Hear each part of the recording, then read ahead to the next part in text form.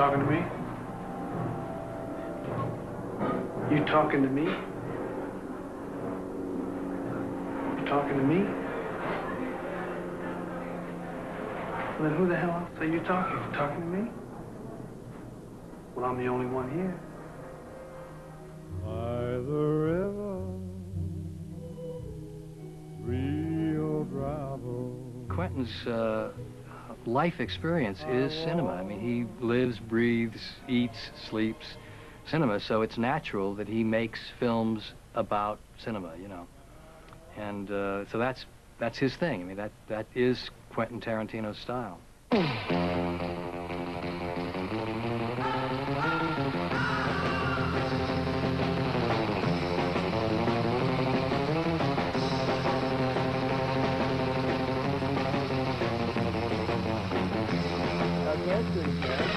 Action!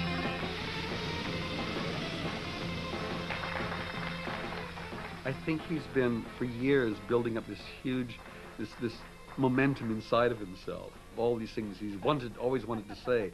And he has such energy and conviction that he's now rolling. It's like this spring that had been tightened up for years and years, and he's writing these things and fantasizing, watching movies and writing, and the spring is getting tighter and tighter, and then it starts with, and it just, whoa, it's going.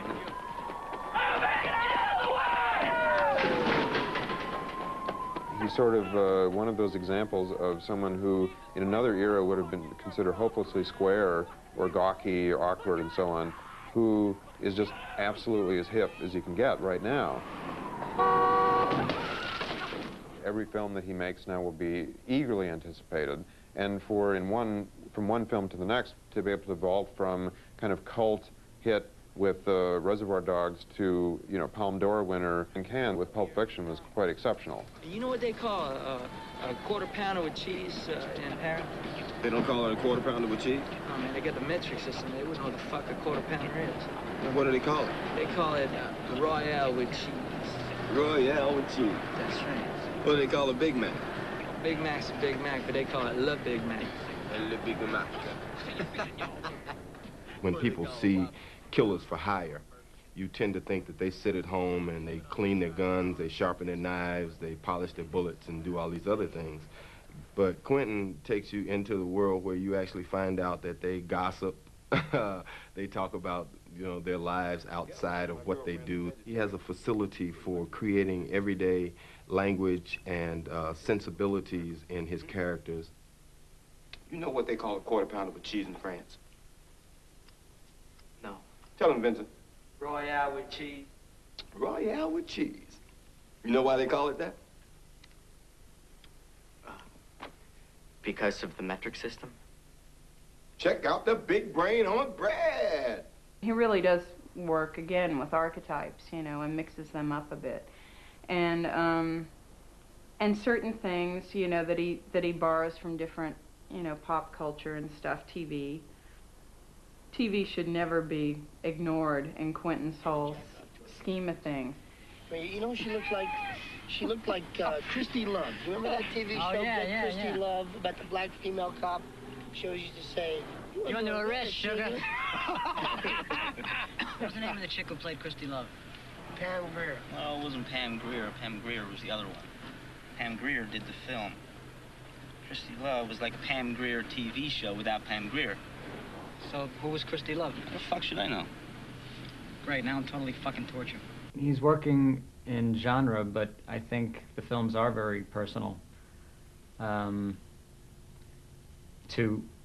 him. And I could see it. I mean, when I saw Pulp Fiction with a little boy just watching the TV, kind of being alone in this big room and the TV being his friend, and to me, that's Quentin. It's hard to go back to the very, very, very, very, very beginning, because I always remember loving movies, and that was always the one thing that I loved more than anything else.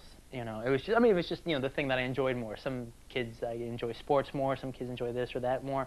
I always was into film. I loved horror films. I was really into like the Universal horror film, you know, Frankenstein, The Wolfman, and everything like that. And then also comedies. And MXL was my favorite at the time. And I mean, my first actually kind of like understanding, or I guess where I made genre distinctions in film, was Abbott and Costello Meet Frankenstein. Because when I was a little kid, that was my favorite movie of all time. In fact, if you look at Abbott and Costello Meet Frankenstein now, I mean, it's not like the way they do comedy horror films now. I mean, the Frankenstein monster kills people. He picks that nurse up and throws her through the window, you know, and she's dead. Hurry up.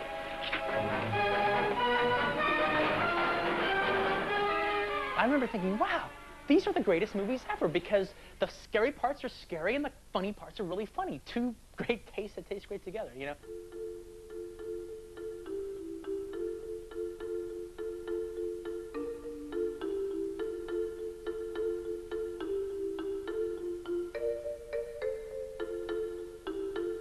It wasn't like he had some advantage, or he wasn't from some place of entitlement.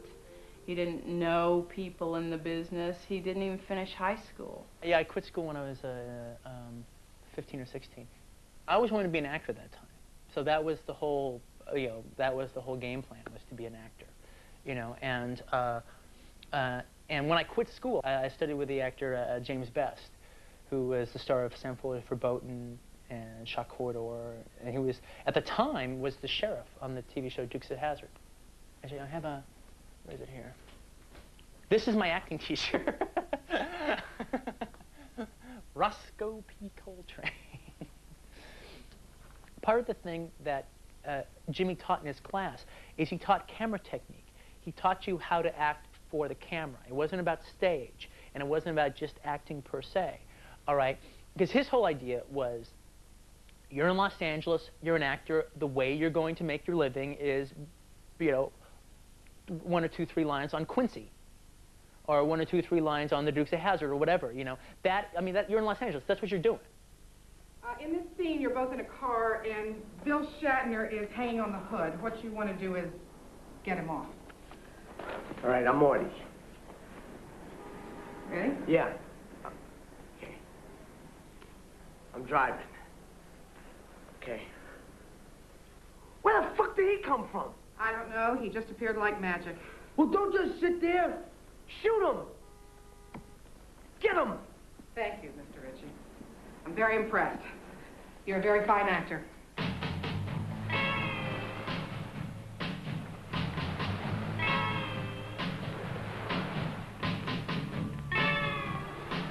I was living in the South Bay, and this fellow named Lance Lawson had just opened up this video store called Video Archives.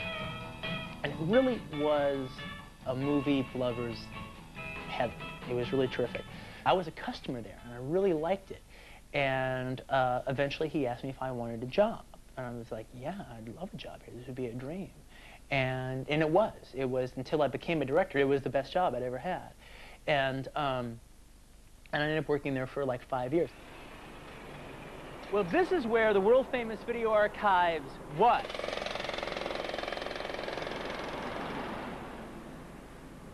And this is where it is now.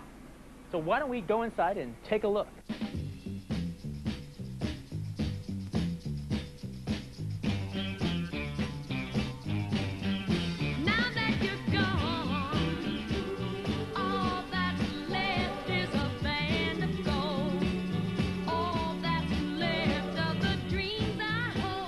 Video Archives was a very relaxed atmosphere.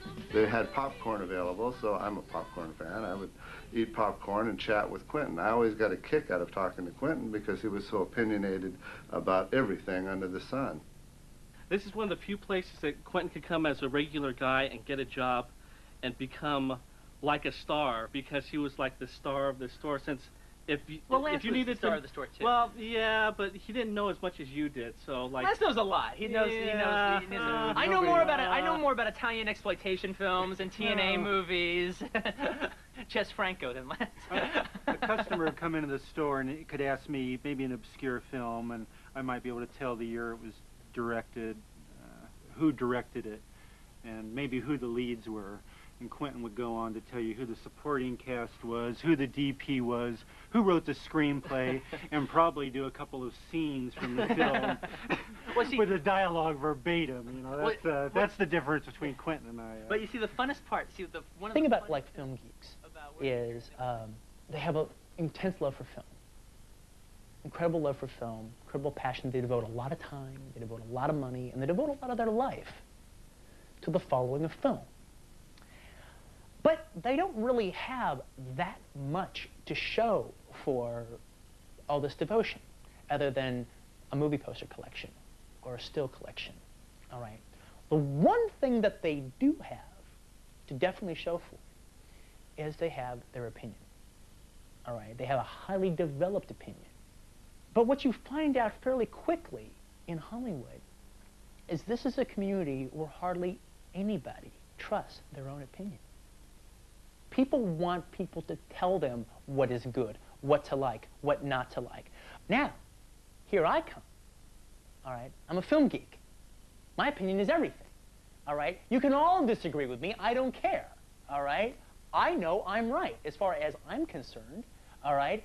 And I'll argue anybody down.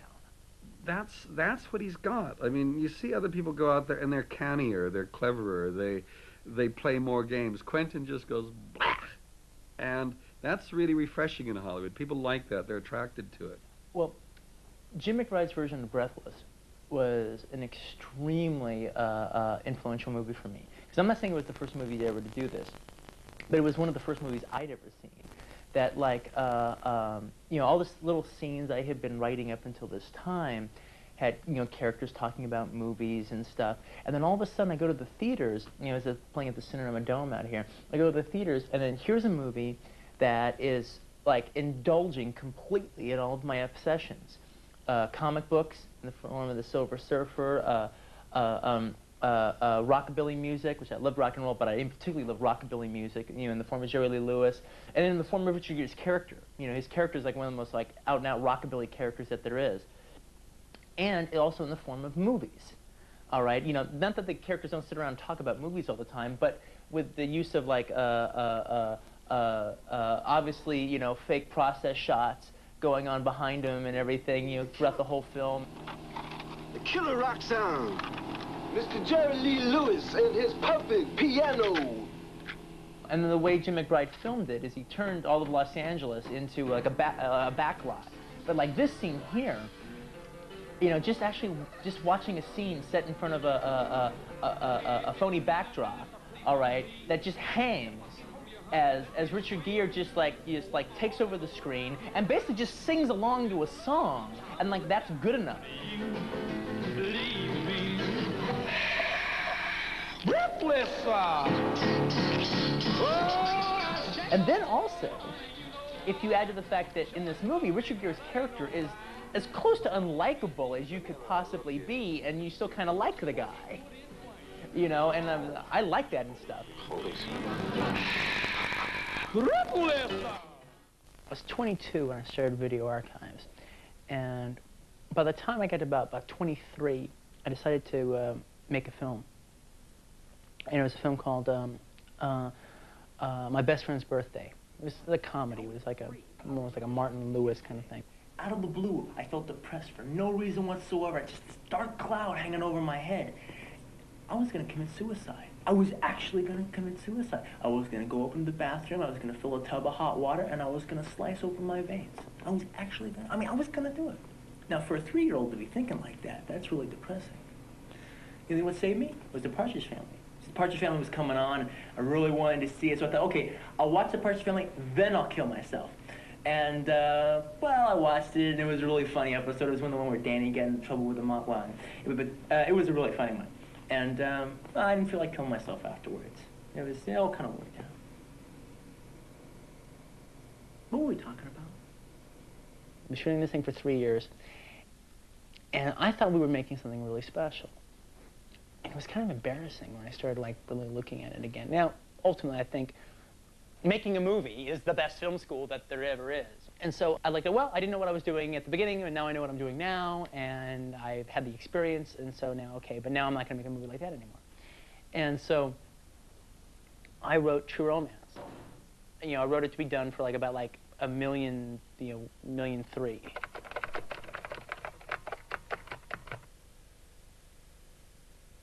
Pauline Kael once said in a thing, in this town you could die of encouragement. All right, well, for 3 years, well, at least for 2 years straight, while I was trying to get True Romance going, it was 2 weeks away. In 2 weeks, we'll have the deal, we'll have the money, away we go. After a certain point, I said, okay, this isn't going to happen. The reason it's not going to happen is because I tried to get too much money when I haven't done anything. Who's going to give me $1 million? All right, so then I wrote Natural Born Killers. The whole idea was, okay, I'm going to write Natural Born Killers, and I'm going to raise $500,000.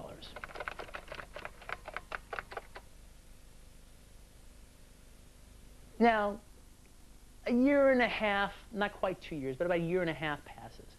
And I'm a little further along than I was with True Romance, but we're not going to be shooting film anytime shortly. I finally said, look, you know what? Nobody is going to give me money to make a movie. That isn't going to happen. Why would they? All right? And by this time, it looked like True Romance was going to sell, just the script, all right? And so I was going to have, like, you know, Writers Guild minimum, okay, for it, which is what I was paid for the film. So it looked like I was going to have, like, $30,000 that I could have. And so I decided, well, I'm going to write a film to do for $30,000. Shoot it in 12 days, $30,000, 16 millimeter, black and white, you know, starring some friends, and I will have a movie made and finished.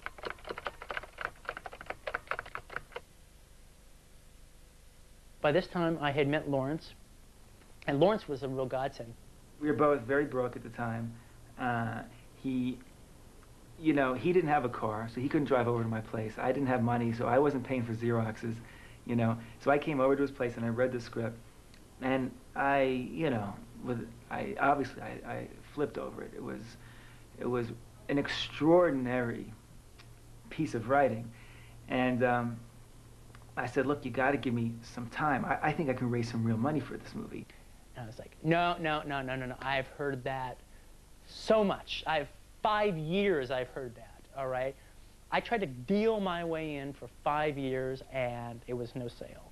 So he ended up giving me 2 months, which, as I'm sure any sane person knows, that that's insane. And it's really an undoable thing, especially two people who nobody knows about. Lawrence was an actor too, and he was studying acting, and his teacher's wife goes to the actor studio with Harvey Keitel. So he got the script to his teacher. His teacher read it, liked it, gave it to his wife. She read it, she liked it, she put it in Harvey's hands. I contacted Lawrence Bender and Quentin. We had many conversations. I told them I was committed to making the movie. All of a sudden, we weren't just a couple of kids anymore with a film, with a script like everyone else had. We actually had Harvey Keitel. And then Monty Hellman came aboard, you know, to just kind of act as sort of like a godfather. I was so intrigued by him, as well as the script, that I said, well, you know, maybe I could help you with this.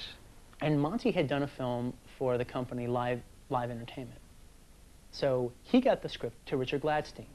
I made the assumption that whoever could have written this must be an intelligent, articulate person. So if he wrote this in the manner in which he wrote it, you'd have to give him the shot to direct it.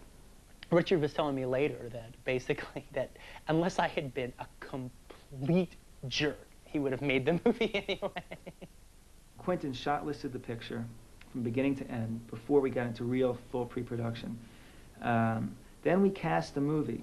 And he was really nervous right before casting. But after the first person coming in the room, he realized there was nothing to be nervous about. And then after all that, then he went up to Sundance and he directed a couple scenes. Sundance is this institute that Robert Redford basically started, which is up in the mountains in Utah. And it's an incredibly beautiful setting, and the little cabins and everything.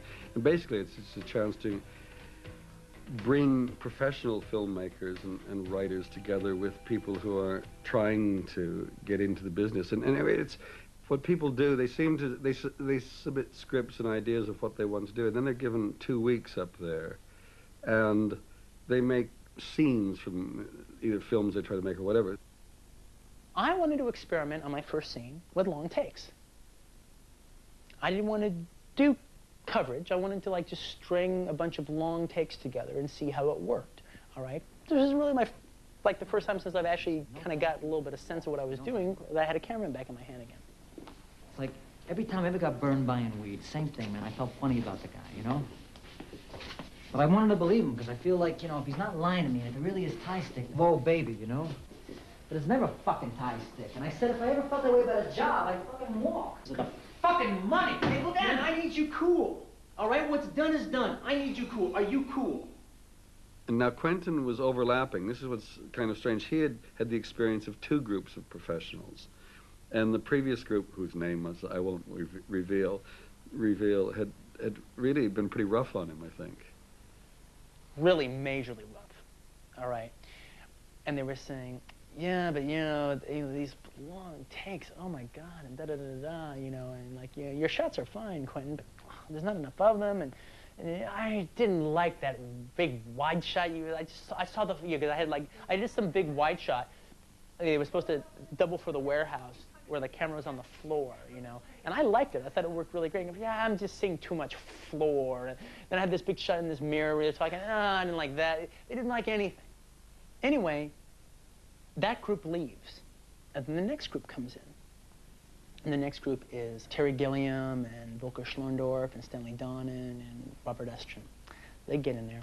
And our group loved Quentin because here was a man with such incredible enthusiasm and this outrageous script, amazing energy, great dialogue, and just the sheer audacity of what he was doing. Damn it, I swear to God, I am fucking jinxed! What?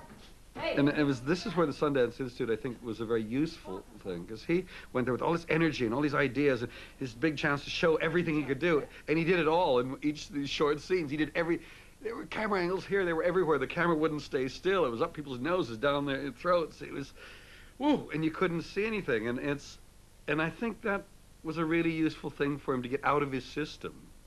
I think somebody had a talk with him and said, you have to just slow down here. But, yeah, he had a lot of energy and enthusiasm at Sundance, and he had it on set too.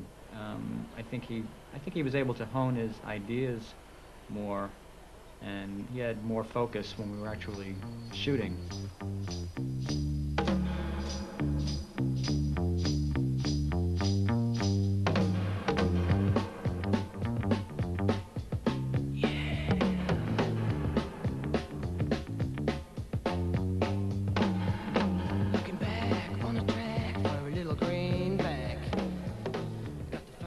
He had, I forget how many men are in the movie now, 6 or 8 or something.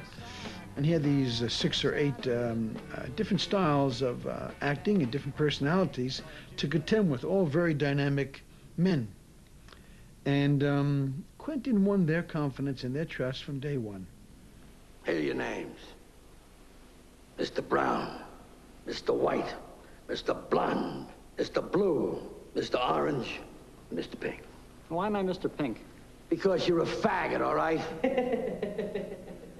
Why can't we pick our own colors? No way, no way. Tried it once, it doesn't work. You get 4 guys all fighting over who's going to be Mr. Black. But they don't know each other, so nobody wants to back down.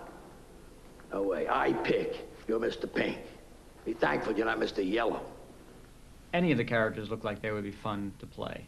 And the fact that they weren't so simple, that each of them were kind of complex. You were, you know, half the time you were rooting for them, half the time you didn't like them, but they were always interesting. You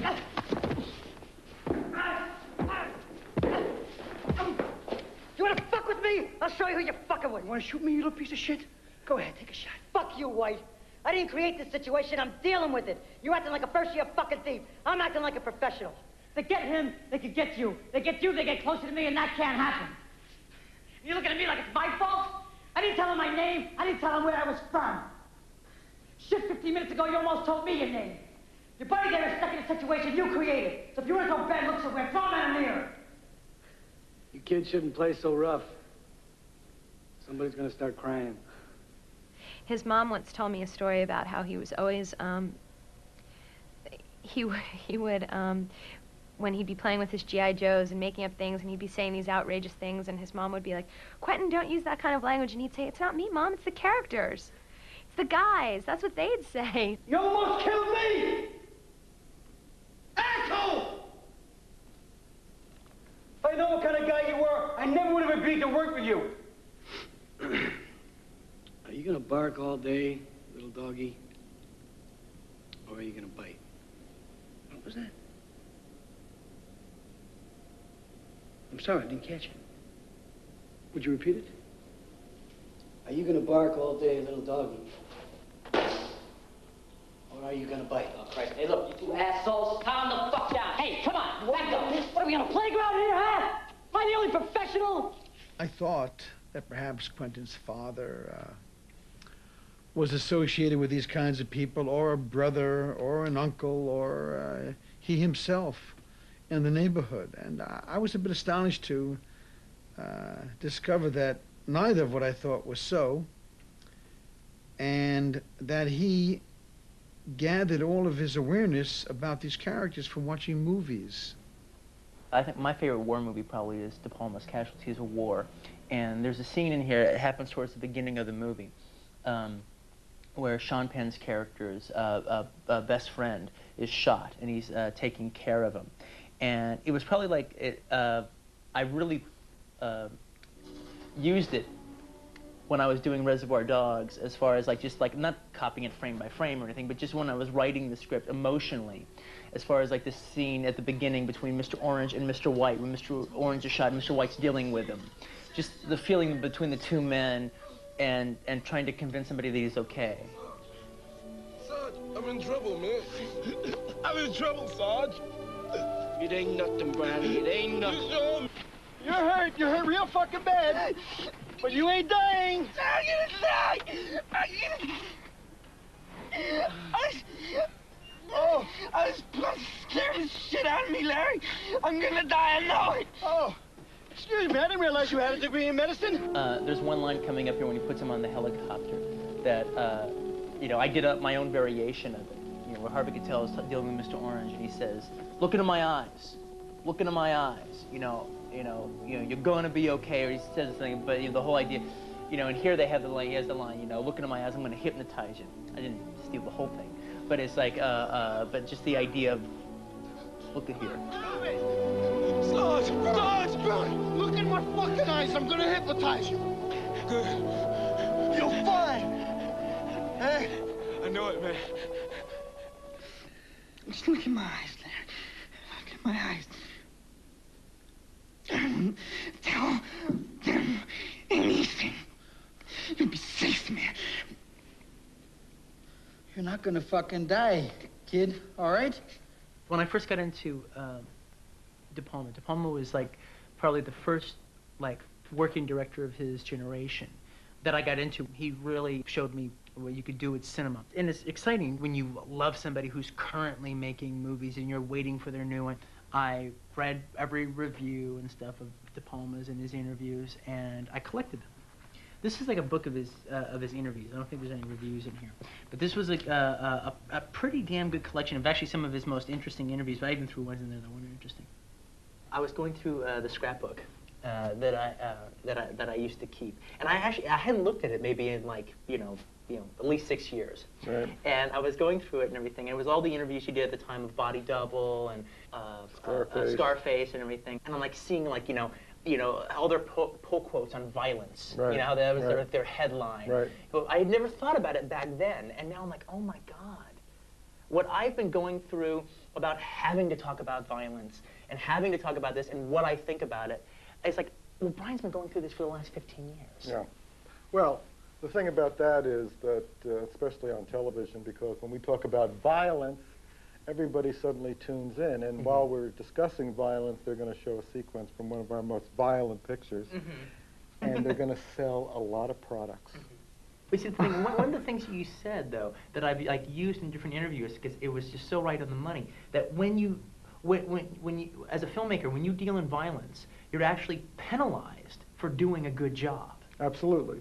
Because you want to make the sequences as effective and as moving as possible. You use all the things you've learned from other directors and things you've invented yourself. And you and I are interested in a kind of visual language and storytelling that nobody understands, basically, because they're blown away by it and they don't exactly understand why. And then they say, well, my God, somebody was being knifed or somebody was being shot. This is horrible and reprehensible, and I feel badly about enjoying it. But, you know, cinema is as we've said 1,000 times, is a visual medium, and we're interested in terrific visual sequences, and many of them happen to be violent. I know people, you know, who could have seen Reservoir Dogs and would have been fine with it. Right. All right? But when they hear violence, violence, violence, you know, they talked about Reservoir Dogs as if it was one of the most, as if it was the most violent movie ever made. Right. Now, someday I may make the most violent movie ever made. I wouldn't mind people saying it, but I didn't. Right. You ever listen to Kay Billy's Super Sounds of the 70s? If I'm sitting at home and I'm imagining I'm, you know, the husband of some young couple, and we're just sitting there and thinking, well, what do you want to see tonight, honey? You want to see It happened Forrest? one night. You want to see Forrest Gump? Do you want to see? Well, what's that? Well, that's the movie where Tom Hanks plays the retarded guy and meets John F. Kennedy. Or okay, well, what else? Well, do you want to see Clear and Present Danger? Well, what's that? Well, that's the new Harrison Ford movie. Or do you want to see Reservoir Dogs? What's that? Well, that's the movie where the guy gets his ear cut off. You know. And that's how it was thought of. It's thought of the movie where the guy gets his ear cut off, all right? Joe Egan and Jerry Rafferty were a duo known as Dealer's Wheel when they recorded this Dylan-esque pop bubble gum favorite from April of 1974. That reached up to number 5 as Kay Billy's Super Sounds of the 70s continues.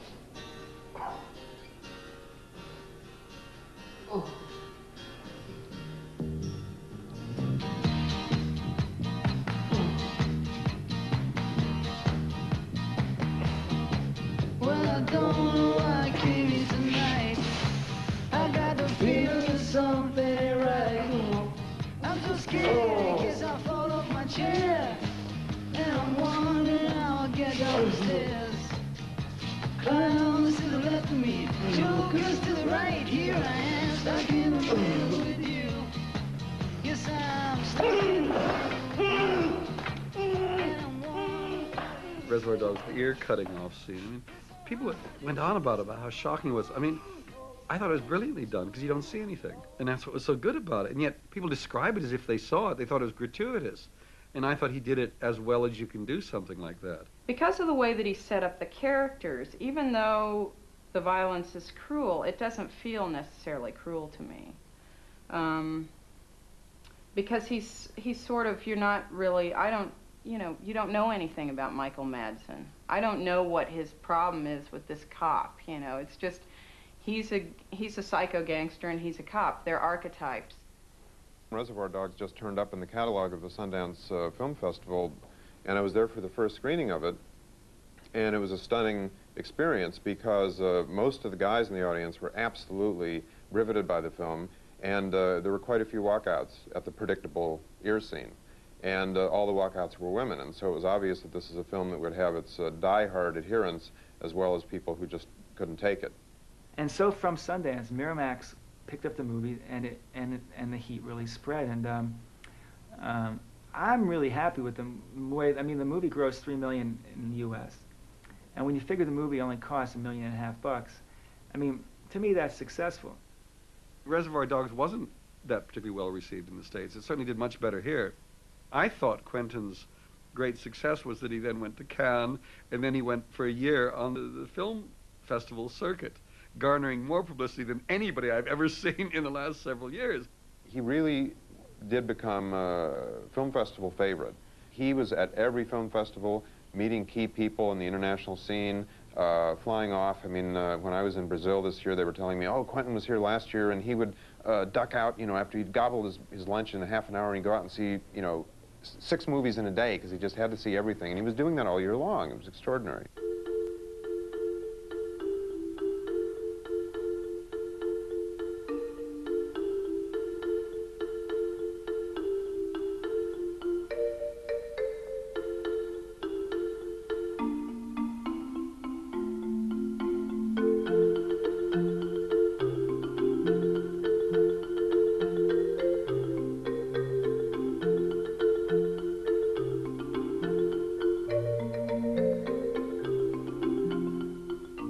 They spent a huge amount of money on it because Tony is a recognized director of a certain scale, so you get more money for doing that.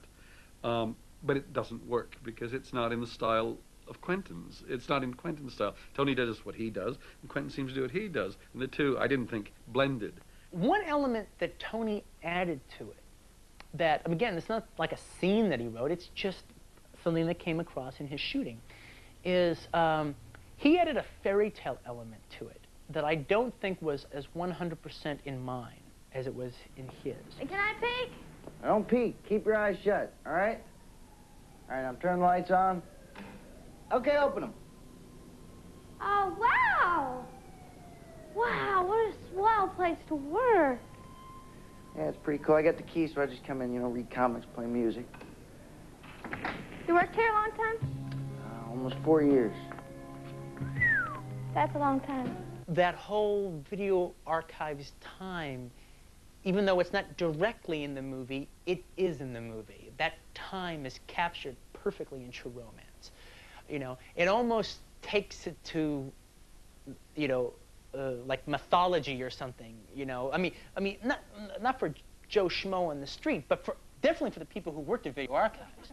They can't watch the movie without, oh wow, you know, and just like it takes us all back.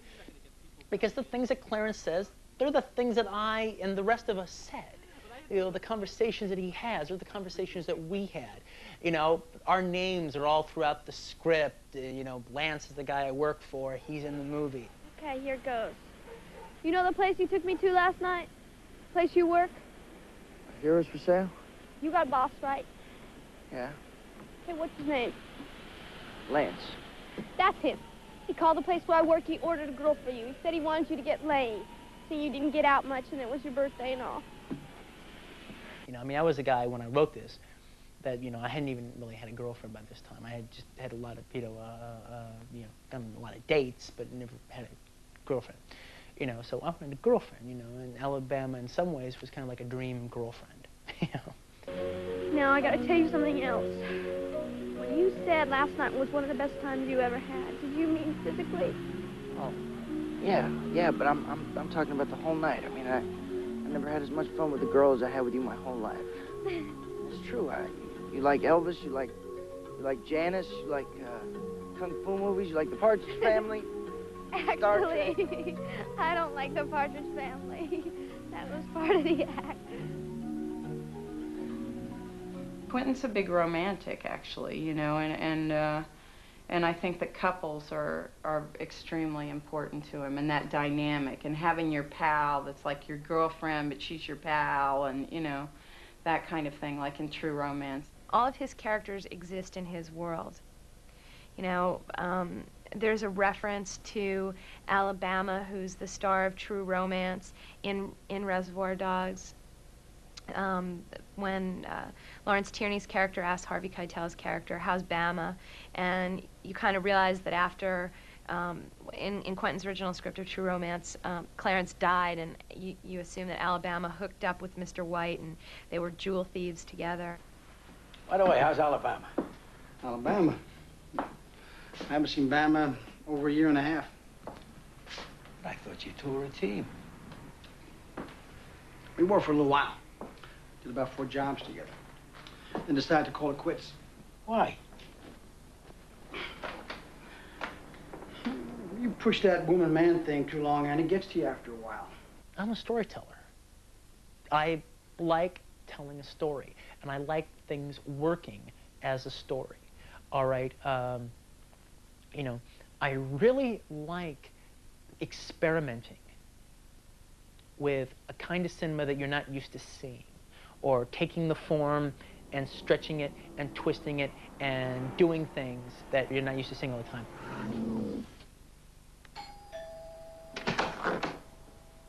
You're Jimmy, right? This is your house? Sure is. I'm Winston Wolfe. I solve problems. Good, we got one. So I heard. May I come in? Yeah, please do. You must be Jules, which should make you Vincent. Let's get down to brass tacks, gentlemen. If I was informed correctly, the clock is ticking. Is that right, Jimmy? 100%. Your wife, Bonnie, comes home at 9:30 in the a.m. Is that correct? Uh-huh. I was led to believe if she comes home and finds us here, she wouldn't appreciate it none too much. You wanted that. All right, that gives us 40 minutes to get the fuck out of Dodge. Which, if you do what I say, when I say it, should be plenty.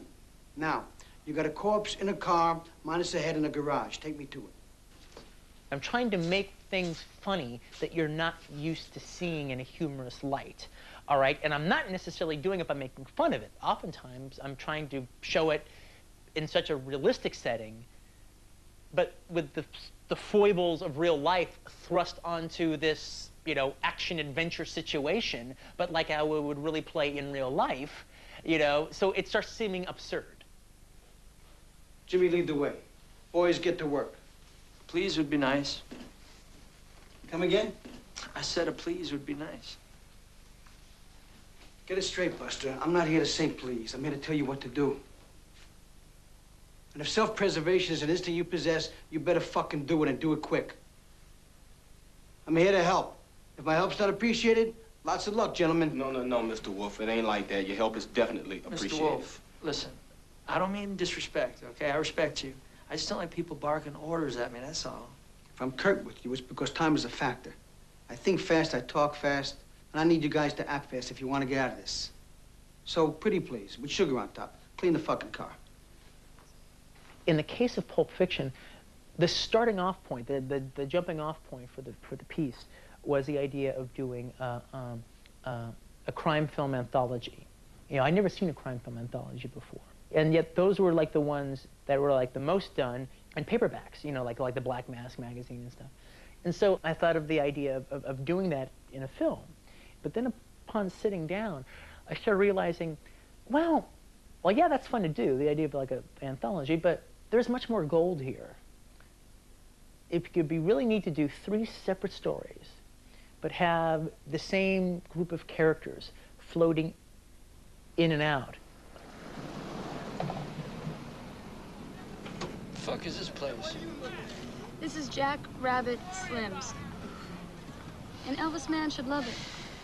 Come on, man, let's go get a steak. You can get a steak here, Daddy-O. This scene is the scene where Vincent Vega, John Travolta, has to take out the big man, Marcellus Wallace, he's referred to as the big man all the time, take out his wife, Mia Wallace, on just take her out to dinner. And it's the entertaining escapades that ensue, you know, when she picks Jack Rabbit Slim's as the place to go. In a Rob Reiner movie, this would be like about $1 million. All right. I mean, this exact set and everything, but our production designer, because he's a genius, did the whole thing for $150,000.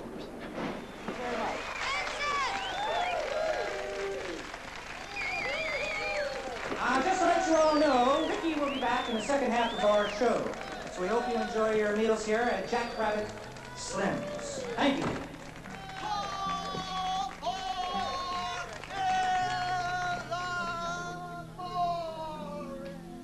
What do you think? The idea in this scene, basically, Quentin wanted to have it be as drawn out as it would be if you were meeting someone for the first time and you didn't have anything to talk about and you were a little awkward to begin with. So, Marcella said you just got back from Amsterdam. Sure did. How long were you there? Just over 3 years. I go there about once a year to chill out for a month. No kidding. I didn't know that. Why would you? I like that idea that the whole thing is about a date. The date. He's going on the date. He's going on the date with Mia Wallace. He's going on the date. All right? And when you get to the date, you have a date. You're with them. You don't just like, you know, da-da-da-da, da-da-da-da, da-da-da-da, da-da. Oh, you too? Yeah. Oh, let's go. You know, all right? And then they split. You know, I like the fact that you actually hang out with them, that you get to know Mia, and you actually get to know Vincent with Mia through the course of the time that they're together. There's a lot of dialogue that's been taken out in this scene. I actually lobbied pretty hard to take out even more dialogue. And Quentin really stuck by his guns and really wanted it to remain as long as it is, especially the silence where they're not talking to each other.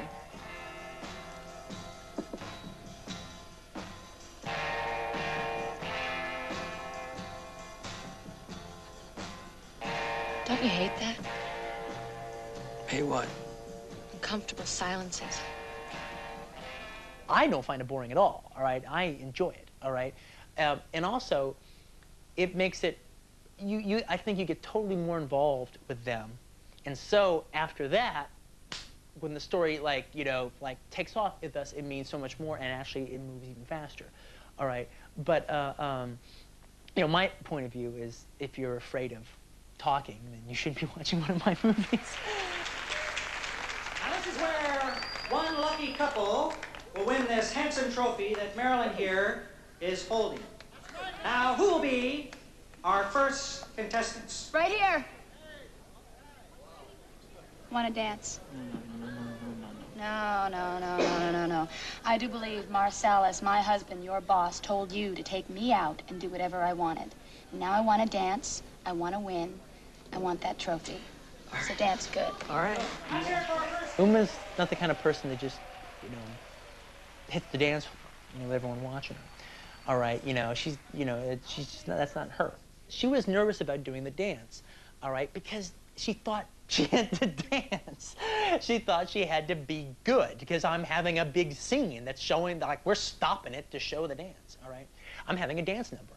But then what we did is the day of the dance, I kind of made I talked to her about the twist and we practiced it together and we all worked it out a little bit.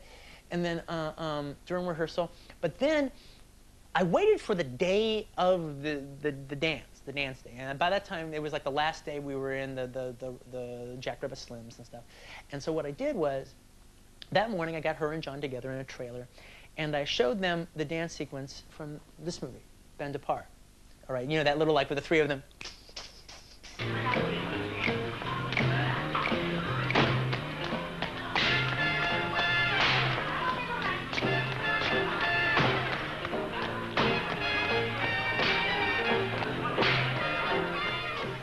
And I go, that's what I want. As far as, you know, they're not dancers.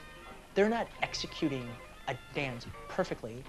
But for my money, they're the greatest dancers in the world. They're having fun. They're not dancing well, but they're actually dancing great because they're having fun. And I'm enjoying watching them, enjoying doing the dance. That's what I want you to do. And they both got it. They just, once they saw that, they just, okay, I know exactly what you want. Let's do it. They had a high-fi phone, oh boy, did they let it blast. 700 little records, all rock, rhythm, and jazz. But when the sun went down, the rapid tempo of the music fell. C'est la vie, say the old folks. It goes to show you never can tell. The Palme d'Or goes to Pulp Fiction.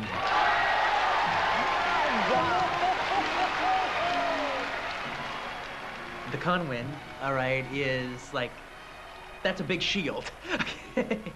You know, when they're throwing bricks at me on general principle because my films are violent or this or that and the other, all right, in some ways the Conwin is like a good thing that just says, you know, you're misunderstanding me.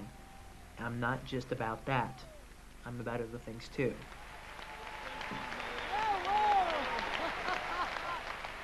I think what's going to be interesting is whether he can develop beyond writing about movies and start writing about all of this stuff out here. Because I mean, we all keep talking about this, I mean, friends and all, we keep talking, what's Quentin going to do next? He's got to mature. He's got to stop being this cinema freak kid who is so clever and so wild, because it's the most dangerous thing that can happen to you, is to be successful within that system, because they want more of the same, and you can live in this totally fantasized world. It's a cult, really, around Quentin. And it's happened so quickly that I just think that I'm like his mother right now. I just hope that, you know, that he'll get the opportunity to develop, you know. I don't want to be known at the end of 15 years as the gun guy. Now, I like making these kind of films. I have an affection for them. I like seeing them. I like reading these kind of novels. I like doing other things too. I have an idea for a movie I might do coming up about, you know, you know, how a guy feels about his ex-girlfriend. All right? And, you know, if you feel, you know, a strong way about your ex-girlfriend, you know, is she my first love? Or was she my true love? Which one was she? All right? When it's happening to you, it means everything. It's the most important thing in your life. All right? I mean, it's a major issue. All right? Now, you know, and I think, you know, stories like that can be made totally entertaining, wonderful stories.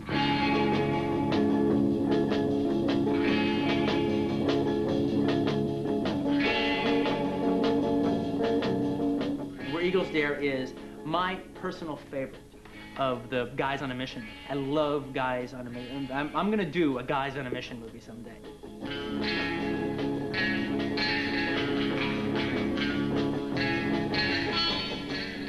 I don't like surfers. I didn't like them when I was growing up. I lived in a surfing community. I thought they were all jerks, all right? And I liked this movie so much, surfers don't deserve this movie.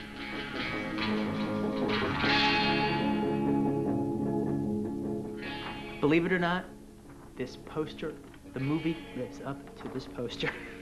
And that's saying a hell of a lot.